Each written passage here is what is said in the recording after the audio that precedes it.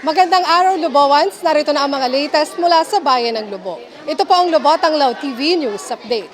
Muling umarangkada ang serbisyong barangayan program ng lokal na pamahalaan at kaalinsabay nito ay ang pamamahagi ng libreng bags at sapatos sa mga grade school students dito sa Barangay San Nicolas. Muling inilunsad ang barangayan program kung saan unang tinungo ang Barangay San Nicolas ngayong araw, April 12. Pinangunahan ng ating masipag na punong bayan, Mayor Lota L. Manalo, ang muling pagbubukas nito kung saan layong ilapit sa tao ang iba't ibang serbisyo at programa ng lokal na pamahalaan. Kabilang sa mga opisinang kasama ang Rural Health Unit, Agriculture Office, Mayor's Action Center at Office of the Mayor, MSWDO, Civil Registrar, Treasurer's Office, Assessor's Office, Accounting Office, MPDO, Office of the Municipal Engineer at Office of the Sangguniang Bayan. Ilan sa mga dinalang serbisyo ang birth certificate registration, pagbabayad ng buwis, libreng medical at dental check-up at gamot, AIX at marami pang iba.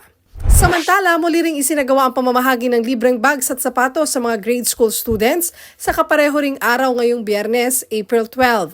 61 na grade 3, 4, 5 at 6 students ang napagkalooban buhat sa San Nicolas Elementary School, habang 96 naman na grade 3 to 6 students buhat sa Upper Elementary School. Pinangunahan pa rin ni Mayor Lota Manalo ang pamamahagi, katuwang ang Pambayang Federasyon ng Sangguniang Kabataan. Tutulak muli sa iba pang barangay ang serbisyong barangayan at bags and shoes distribution. At yan po ang mga latest na update mula sa Bayan ng Lubo. Ako po si Angelique Atienza Romero.